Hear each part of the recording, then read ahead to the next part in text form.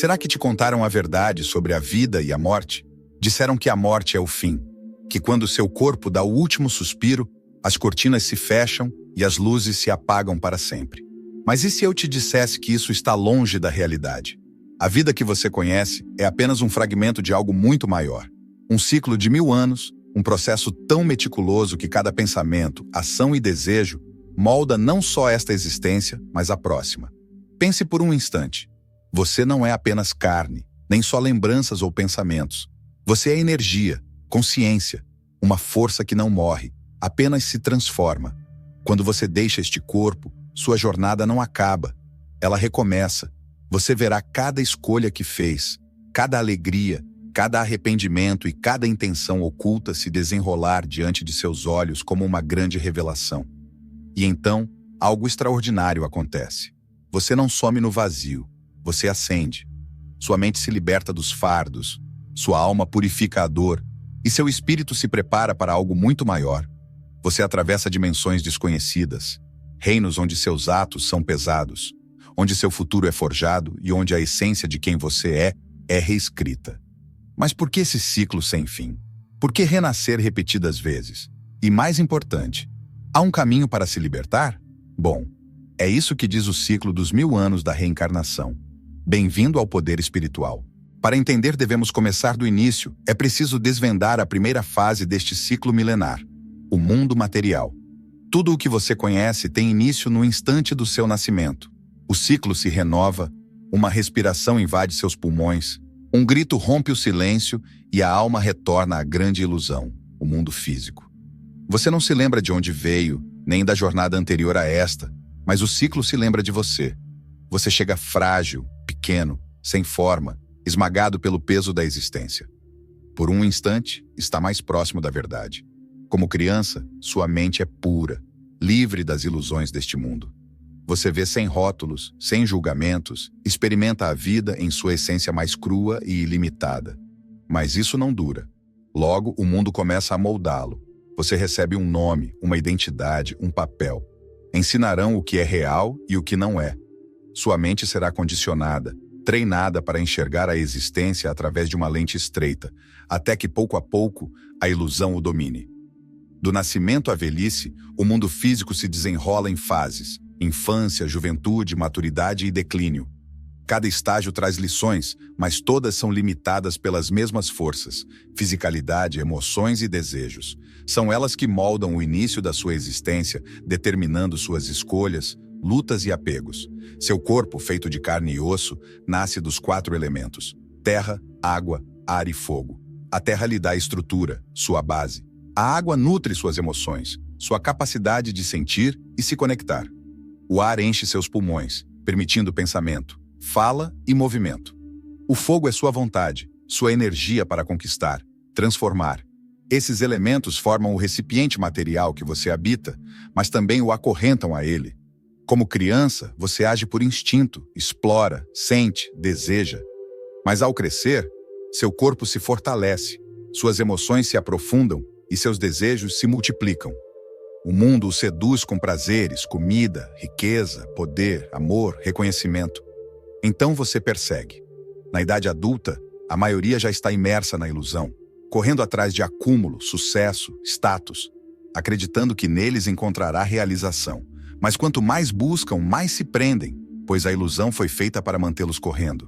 Até que por volta dos 49 anos, algo acontece. Uma mudança sutil. O corpo já não está no auge, o fogo juvenil começa a se apagar. Para os atentos, esse é o momento decisivo. O instante da transformação, do despertar.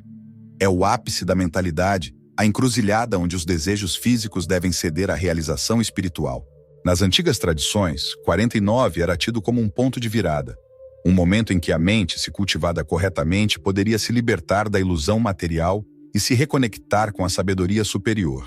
Aqueles que reconhecem essa mudança começam a buscar verdades mais profundas, questionam o significado da vida, o propósito da existência. Eles passam a se desligar do que antes os consumia.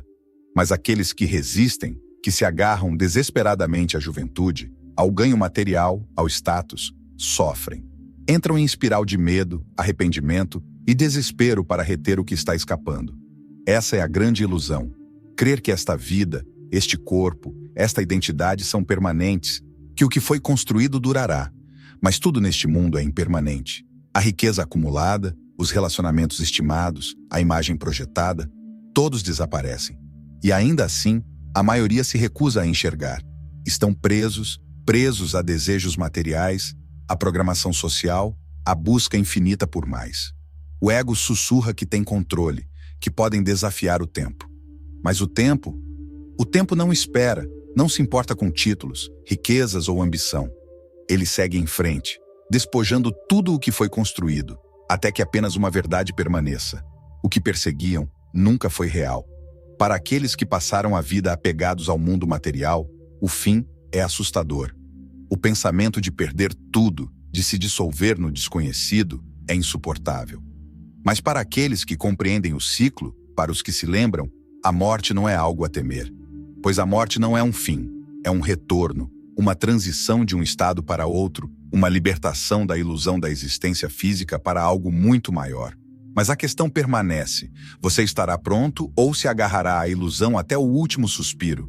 Pois quando o corpo falha, quando a ilusão se dissipa, o que resta é a verdade. E essa verdade definirá o que acontecerá a seguir. Nos primeiros momentos após a morte não há dor nem luta, apenas uma mudança, uma estranha sensação de leveza, como se flutuasse sem amarras. Você vê o corpo que uma vez chamou de seu, deitado imóvel. Está consciente, mas diferente, mais leve, livre. Então o passado retorna. Um por um, os momentos da sua vida começam a se desenrolar diante de você, não como memórias, mas como uma experiência. Você não apenas os vê, você os sente. Cada escolha, cada ação, toda emoção que projetou nos outros, retorna com força total. Esse é o panorama da vida, uma revisão de tudo o que fez, mas não da sua perspectiva, da perspectiva daqueles que afetou. Cada palavra, cada ação, cada dor que causou, cada amor que compartilhou, você sente tudo, não apenas como você mesmo, mas como as pessoas que experimentaram isso. Por 3 dias, o ego se agarra ao que já foi. Resiste, luta, tenta se manter. É por isso que tantas almas permanecem, porque algumas se recusam a aceitar que partiram. Quanto mais forte o apego, mais difícil a liberação. Mas então algo muda. O campo de energia, o corpo vital que sustentava a forma física, começa a se dissolver. A alma, antes presa à carne e ao osso, inicia seu desprendimento. É aqui que a separação se torna clara. O corpo já não é você. Era apenas um recipiente, nada mais. E conforme os últimos fios do apego se desfazem, a alma começa sua verdadeira jornada. Para alguns, a transição é serena, como deslizar para um sonho. Para outros, é uma luta, um apego feroz a uma vida já extinta. É aí que nasce o sofrimento. Nem todas as almas partem suavemente. Algumas carregam fardos pesados, arrependimentos, negócios inacabados, culpas, laços impossíveis de cortar. Essas emoções viram correntes, prendendo-as entre mundos. E assim elas permanecem, vagando por lugares conhecidos, sussurrando aos vivos, buscando um fim que nunca chega. Algumas rejeitam a morte, revivendo seus últimos dias em um ciclo sem fim. Mas cedo ou tarde, a verdade se impõe. O corpo se foi, a vida acabou. Quer estejam prontas ou não, o próximo estágio as aguarda. Existe um lugar entre mundos, um domínio de acerto de contas. Alguns o chamam de plano astral, mas nos tempos antigos era conhecido como purgatório. Não é um abismo de chamas e castigo, nem um refúgio de paz. É um território de purificação, onde a alma encara o peso de seus atos. Aqui, o karma não é ideia abstrata, mas vivência pura. Quem causou dor, deve senti-la. Quem acumulou mágoas, precisa libertá-las. Cada ilusão se dissolve, revelando o verdadeiro eu. Por isso, algumas almas resistem. Quem viveu na negação, quem buscou apenas o material, ao ver sua existência nua e crua, se debate. E na recusa, sofre. Mas o purgatório não castiga, ele purifica. Limpa as amarras do passado e prepara para o que vem. Algumas almas cruzam rápido, outras se demoram pelo que parece uma eternidade. No fim, todas devem seguir. Devem soltar o que foi para abraçar o que será. Além do véu da morte, após a purificação, há um plano superior. Um domínio onde o pensamento não é apenas ideia, mas força criadora. Este é o segundo céu, o reino do pensamento puro. Aqui não há corpos, desejos ou laços terrenos. Resta apenas a essência da mente, o eu verdadeiro, livre de ilusões. E é nesse reino que a próxima encarnação começa a se moldar. Não por acaso, mas por desígnio. Neste espaço luminoso, um novo ciclo se desenha, e a alma, agora liberta das sombras da matéria, se prepara para renascer. Os fardos gravitam em torno de uma inteligência vasta, um campo cósmico de sabedoria conhecido como forças arquetípicas. Essas forças não traçam o destino de uma alma, mas fornecem a estrutura, os desafios e as oportunidades que moldarão sua próxima jornada. Cada pensamento, cada ato de vidas passadas se torna o alicerce do que virá. Nada é aleatório. A família em que você nasce, as provações que enfrenta, até as lutas que carrega, tudo é tecido pelas energias que acumulou. Ao longo das eras, alguns chamam isso de karma, outros de ordem divina. Mas na essência, é apenas a lei da energia de causa e efeito se desenrolando além do tempo. O segundo céu é visto como o lar do homem, pois é ali que a alma se recorda de sua verdadeira natureza. É um reino de criatividade infinita, onde pensamentos tomam forma e a inteligência flui sem as amarras do mundo físico. Aqui, a mente constrói, visualiza e compreende. Almas que viveram presas à matéria muitas vezes permanecem passivas, absorvendo conhecimento antes de retornarem à reencarnação, mas aqueles que buscaram a verdade podem esculpir sua próxima vida com precisão. É por isso que grandes mentes nascem com um senso inabalável de propósito. Planejaram sua jornada, escolheram suas lições e traçaram seu caminho antes mesmo de respirar. Você já viu isso antes? Uma criança prodígio tocando violino como se o fizesse há séculos. Um matemático desvendando os segredos do universo antes da idade adulta. Um filósofo carregando uma sabedoria além de seus anos. Nada disso é acaso, mas ecos da maestria de vidas passadas. No segundo céu, os pensamentos não se dissipam. Eles se imprimem na essência da alma. O conhecimento adquirido nunca se perde, ele segue adiante. Alguns podem não se lembrar conscientemente, mas as marcas permanecem e, ao renascer, se manifestam como talentos inatos, sabedoria profunda ou um conhecimento inexplicável. Uns são atraídos pela música, outros pela arte. Alguns nascem com uma curiosidade inextinguível sobre as estrelas, enquanto outros carregam uma empatia profunda pelo sofrimento do mundo. Estes não são meros interesses, mas ecos de existências passadas, notas dispersas de sinfonias inacabadas. Mas e a memória? Por que esquecemos? Por que vidas passadas se apagam no subconsciente, soterradas sob a superfície? A resposta está na reconstrução mente-corpo. Ao reencarnar, a alma não carrega seu passado intacto, mas filtrado. Feridas emocionais são suavizadas, traumas descartados, enquanto a sabedoria e a essência permanecem. Isso garante que cada vida seja nova, não um ciclo repetitivo. Mas há exceções. Algumas almas, ao atingirem um estado mais elevado, acessam fragmentos de seu passado. Têm sonhos vívidos de lugares nunca visitados, sentem conexões inexplicáveis com culturas, pessoas ou épocas. Podem até reter conhecimentos jamais estudados. São vislumbres, janelas para o vasto contínuo da existência. Pois a alma não nasce com o corpo nem morre com ele. É eterna, evoluindo, aprendendo, buscando sua expressão mais elevada. E a jornada continua. Além do segundo céu, além do reino do pensamento concreto, há um domínio ainda mais sutil, intocado pelos desejos terrenos, livre das amarras da forma. Esse é o terceiro céu, o estágio mais puro antes do renascimento. Aqui a alma se desprende dos últimos resquícios de identidade, antes de retornar ao ciclo da existência. Não há emoção, não há ambição, apenas descanso verdadeiro, uma pausa sagrada no fluxo incessante da vida e da morte. No terceiro céu, o pensamento transcende linguagem, símbolos e tudo que conhecemos como mente. A compreensão é imediata. O conhecimento é direto. Não há necessidade de palavras, apenas união com a inteligência suprema.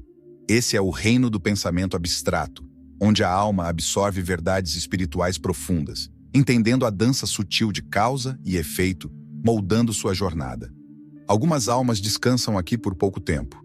Outras permanecem, banhando-se na serenidade da consciência pura. Quanto mais evoluída a alma, mais tempo ela se detém, preparando-se para retornar, para começar de novo, para mergulhar na ilusão da queda. Mas a alma não escolhe cegamente. Seu destino é moldado pela força de seus próprios pensamentos e ações. No terceiro céu, essa verdade é inegável. A alma enxerga o grande projeto e compreende. Cada pensamento tem poder, cada ato ecoa na eternidade. Nada se perde, nada é esquecido. É por isso que, no mundo físico, pensamentos e ações corretas são essenciais, pois criam o que está por vir. Uma alma que cultivou sabedoria e verdade será atraída para uma vida de significado. Já aquela que espalhou destruição e egoísmo enfrentará desafios que forçam o crescimento. Não há punição, nem recompensa, apenas equilíbrio, apenas aprendizado. Uma das maiores ilusões da experiência humana é o apego à identidade, o engano de que somos apenas corpo, nome, gênero. Mas no terceiro céu, a alma vê além desse véu. Ela se lembra das incontáveis formas que tomou, dos muitos rostos que usou. E ao escolher uma nova vida, o ego, esse fragmento que carrega a memória individual, alterna entre encarnações masculinas e femininas, não por acaso, mas pela necessidade do equilíbrio. Viver sempre como um único gênero em várias vidas é permanecer incompleto. A alma precisa conhecer tanto o dar quanto o receber. A força e a vulnerabilidade. A lógica e a intuição. Somente no contraste há aprendizado. Evoluir. É por isso que algumas almas se sentem atraídas pelo sexo oposto. Certos traços e inclinações parecem atravessar o tempo, não por confusão, mas por lembrança. Ecos de vidas passadas moldam sutilmente o presente. Mas se a alma se lembra de tudo no terceiro céu, por que esquece ao voltar à Terra? A resposta é simples e profunda. O esquecimento é essencial. Ele permite que cada experiência seja nova, livre dos fardos do passado. Imagine carregar o peso de cada vida, cada alegria, perda, traição, triunfo. A mente desmoronaria sob tal carga, e a alma não poderia crescer, presa nos ecos do que já foi. Por isso, antes do renascimento, o véu é baixado. O passado se oculta, mas não desaparece. Permanece no subconsciente, guiando instintos, atraindo a alma para rostos e lugares familiares. E é por isso que reconhecemos algumas pessoas instantaneamente, porque certos laços parecem inquebrantáveis. O amor, o ódio, a lealdade e a rivalidade transcendem o tempo. São fios invisíveis que entrelaçam as almas através das eras. Alguns voltam como amantes, outros como amigos. Alguns vêm para curar, outros para concluir o que ficou inacabado. E há aqueles que surgem como desafios, forças que impulsionam a alma ao seu próximo grande despertar. Nada é acaso. Cada encontro, cada vínculo faz parte de um plano maior. Quando compreendemos isso, a vida deixa de ser uma sucessão caótica de eventos e se torna uma obra-prima, desdobrando-se exatamente como deveria. E agora, o ciclo se fecha. A alma está no limiar, pronta para recomeçar. Tendo descansado no terceiro céu e absorvido a sabedoria de vidas passadas, ela se prepara para retornar ao mundo material. O renascimento não é instantâneo, mas um processo. A consciência pura desce pouco a pouco, revestindo-se das camadas que precisará para a jornada terrena. O corpo físico, o corpo vital, o corpo de desejo. Primeiro, o corpo físico, carne, ossos, o receptáculo da alma. Moldado pela genética, mas não por acaso. A alma é atraída para um corpo que reflete seu caminho kármico, com fraquezas e forças que preparam suas futuras lições. Depois, o corpo vital, a energia que sustenta a vida. O molde invisível que orienta o crescimento, mantém a forma física, promove cura e interação com o mundo. Por fim, o corpo de desejos, onde o karma se revela mais intensamente. O centro das emoções, impulsos e anseios. A força que guia cada passo na nova existência. Toda atração, toda repulsão, todo medo e todo anseio profundo estão entranhados neste corpo, carregados de vidas passadas. Esses três corpos se formam em camadas, cada um com um propósito, cada um desempenhando seu papel. No instante do nascimento, a alma entra no mundo, frágil, vulnerável, ainda repleta de um saber invisível. Nos primeiros momentos, ela se lembra, enxerga além do véu, sente a presença dos reinos, mas logo é deixada para trás. O mundo não acolhe essas memórias. A densidade do reino físico começa a pesar, a mente se apaga, o corpo é fraco, os sentidos são tomados pela luz, pelo som, pela sensação. E pouco a pouco, as lembranças de vidas passadas se dissolvem. Por isso, os primeiros 7 anos de vida são cruciais. Durante esse tempo, a criança habita um espaço limiar, metade aqui, metade além. Ela absorve, aprende, integra padrões de energia do passado, moldando sua personalidade, medos e forças. Ela não está apenas se tornando algo novo, está se recordando do que sempre foi. As experiências da primeira infância importam. Trauma, amor, segurança, instabilidade. São elas que erguem a base sobre a qual a alma construirá sua nova jornada. Para quem compreende isso, guiar uma criança não é apenas um ato de paternidade, mas de esculpir o destino de uma alma. E à medida que cresce, algo emerge. Padrões, tendências, dons inexplicáveis. Um talento inato para a música. Uma liderança natural. Um medo da água sem explicação. Uma conexão imediata com certas pessoas, como se já tivessem se encontrado antes. Essas são as marcas das vidas passadas que ecoam no presente. O karma não some, ele persiste. Entrelaça-se ao tecido desta nova existência, moldando cada circunstância. As necessidades da alma para evoluir, as amizades que cultivamos, os inimigos que surgem, as batalhas que enfrentamos, nada é por acaso. São reflexos do que veio antes. Para alguns, laços retornam para resolver pendências antigas. Alguns desafios forçam a alma rumo ao despertar. Algumas bênçãos são ecos de méritos conquistados há eras. Compreender isso transforma tudo.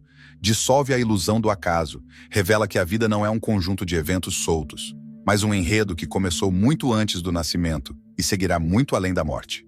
Mas nem todas as almas ficam presas nesse ciclo para sempre. Algumas despertam, algumas se lembram, algumas começam a enxergar os padrões, as ilusões, as forças invisíveis que moldam sua realidade. E esse é o princípio da libertação. O instante em que a alma percebe que a vida não se trata apenas de sobreviver, desejar ou repetir. Trata-se de transcendência. O despertar espiritual não acontece em um instante, mas se desenrola como um processo. Começa na curiosidade, em uma pergunta, em um pressentimento de que há algo mais. Prossegue pelo estudo, pela autoexploração, pela ruptura de velhos padrões. Intensifica-se na dor, nas epifanias, na dissolução das falsas identidades. E para aqueles que o aceitam, o ciclo se afrouxa. As correntes do karma se tornam leves. Os apegos perdem força. A alma não retorna mais cegamente. Ela volta com propósito. Esse é o caminho à consciência superior. O caminho à eternidade real. O caminho que leva além da repetição infinita entre vida e morte, rumo ao que é maior. E agora, a jornada recomeça. A alma voltou à terra. Mas a pergunta permanece. Ela se lembrará ou se perderá novamente na ilusão? Vida após vida, o ciclo se repete. Nascimento, morte, renascimento. Como uma roda girando sem fim, movida pelo desejo, pelo apego, pela ilusão do eu. Mas e se houvesse uma saída? E se você pudesse, enfim, se libertar? A verdade é que poucas almas escapam, não porque estão presas, mas porque permanecem adormecidas. Repetem os mesmos desejos, os mesmos erros, esquecendo-se do que realmente importa. Você não é seu corpo, você não é sua mente, você é algo muito maior. Então, como despertar? Como quebrar as correntes da reencarnação? Primeiro, atenção plena. Enxergue a vida como ela é, uma ilusão passageira, um sonho dentro de um sonho. Quando você deixa de se identificar com o ego, a ilusão começa a se desfazer. Segundo, meditação. Silencie a mente. Desprenda-se dos pensamentos. Vá além da superfície da realidade. Quanto mais você se ancora na consciência, menos o mundo material pode puxá-lo de volta. Terceiro, conhecimento esotérico. Compreenda as leis que regem a existência, vibração, causa e efeito. Quem conhece o jogo não é mais prisioneiro dele. Você não é apenas um corpo, não apenas uma mente. Você é um ser atemporal, movendo-se por uma jornada milenar, reunindo sabedoria, transcendendo a forma. E agora diante de você surge a escolha. Você tomará as rédeas do seu destino? Você despertará ou voltará mais uma vez?